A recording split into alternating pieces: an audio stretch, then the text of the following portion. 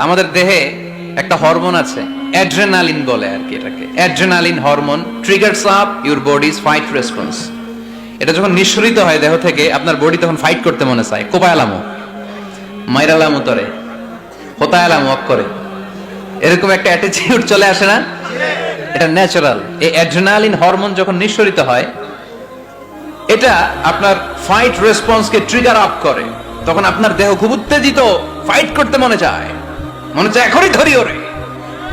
আসলে নাই, তবে এটা ভালো কাজে লাগাইতে হবে। রাগটা পারা যাবে না। রাগ কিন্তু খুব ভয়ঙ্কর। এই রাগের শারীরিক মানসিক অনেক ক্ষতি আছে। হার্ট অ্যাটাক করে অনেকে রাগে, স্ট্রোক করে ফেলে। রাগ হচ্ছে অনেকটা ঝড়ের মতো। কিসের মতো?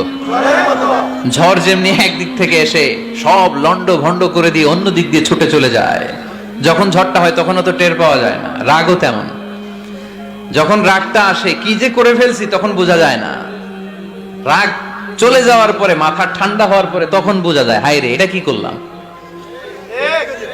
রাগের সময় দিয়ে দিছে তালাক। রাগের সময় কি করছে?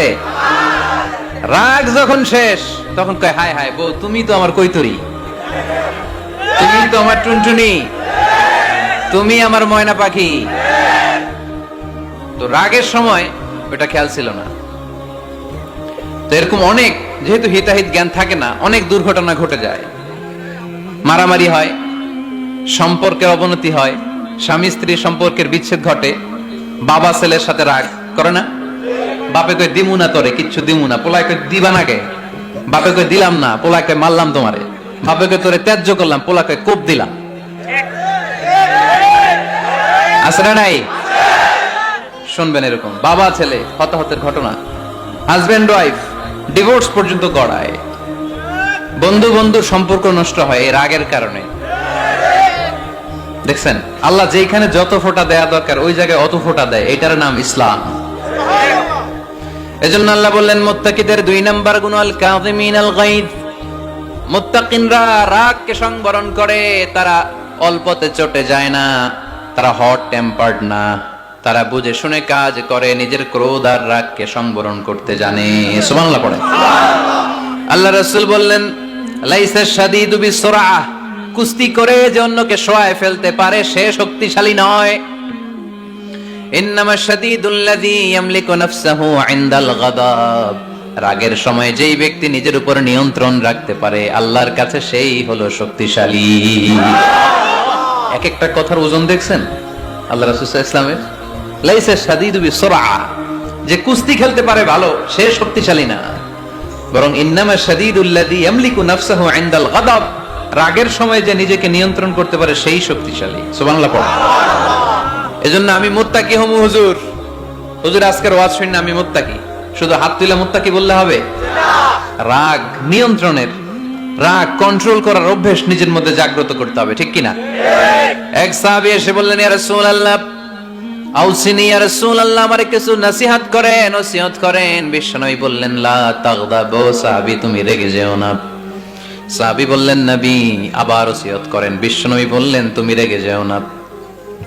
সাহাবী বললেন, শুনলাম তো এটা, আরেকটা কিছু কোন। বিশ্বনবী বললেন, রেগে যেও না।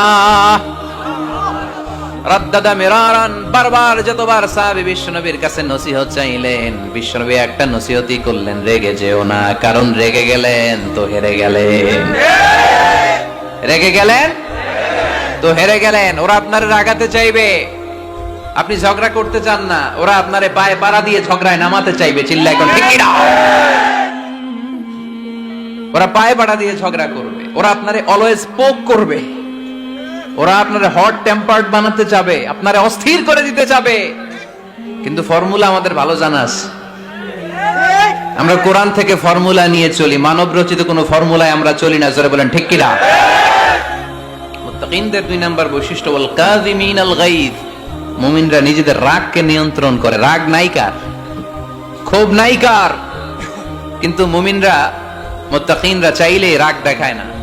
তারা রাগকে কি করে? পারবেন পারবেন ইনশাআল্লাহ। আজকে থেকে ভাবির আর বকবেন না তো, ঝগড়া করবেন না তো, ছেলে মেয়েদের উপর উত্তেজিত হবেন না তো, হ্যাঁ? রাগারাগি করবেন? মনে থাকবে তো?